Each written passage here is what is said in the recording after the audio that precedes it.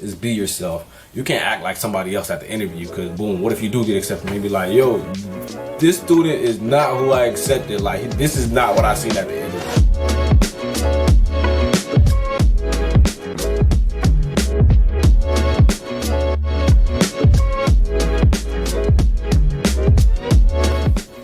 What's up, YouTube? It's Candy PAS with another video. Today's video is going to be about my interview experience. So let's talk about my first interview.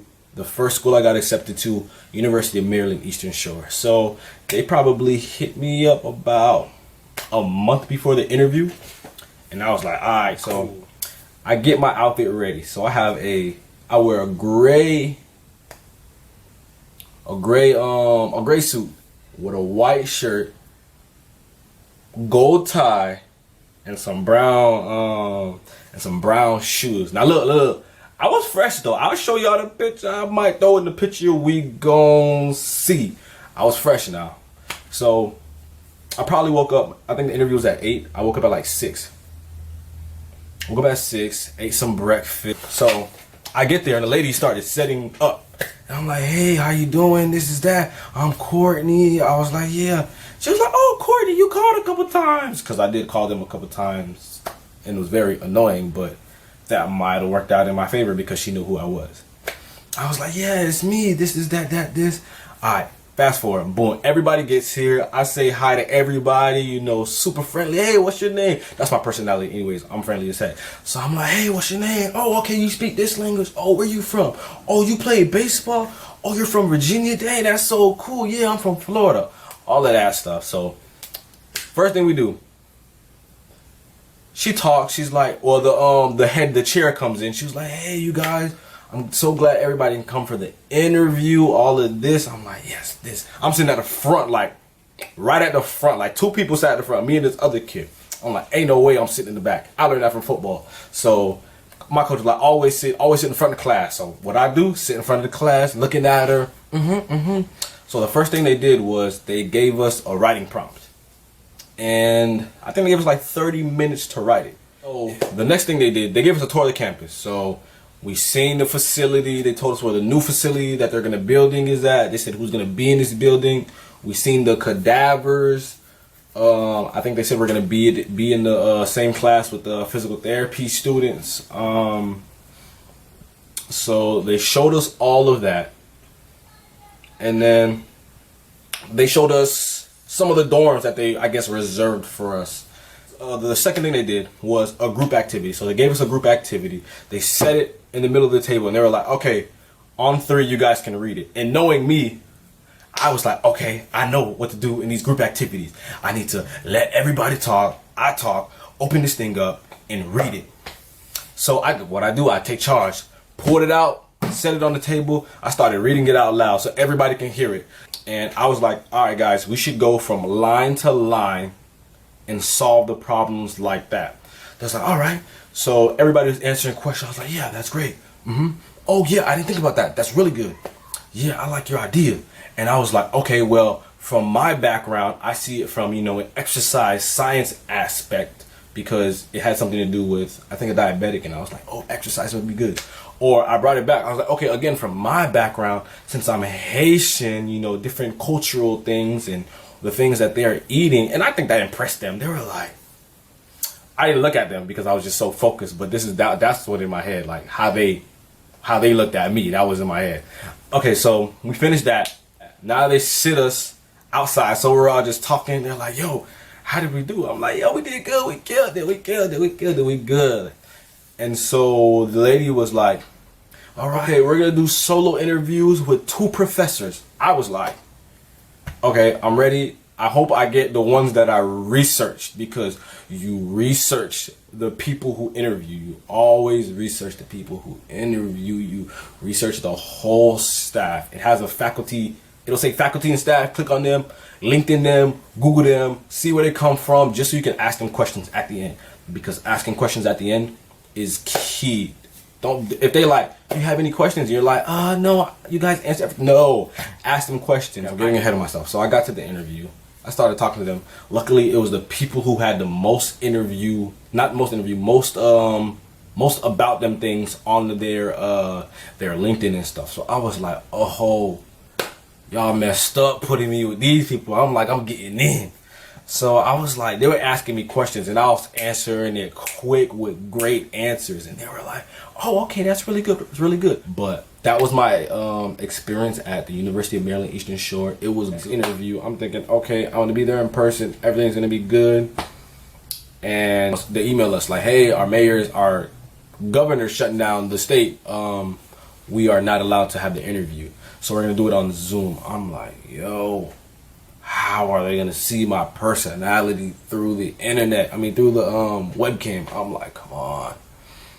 So we do a writing prompt, and I have two ladies interviewing me, and I felt like it was great. Like my interview, they threw everything at me. I'm like, okay, answering really good, throwing some questions at them. She was like, oh yeah, good question. Oh yeah, good question. I'm like, boom. And then emailed them like I emailed the other people, and I got denied probably like a week later. I was like, dang, I thought I did good too. You know, I had my suit on. It was my interview. Let's get on with these interview questions. The question I've been asked is the most common one. Why do you want to be a PA? It came flowed to me so easy. I answered it fast, brought it back with how I want to serve the underserved, how I want to show that, you know, when you're an athlete, you're not just an athlete. You know, there's more ways to serve your community and help your family than just playing sports. Brought it back to that.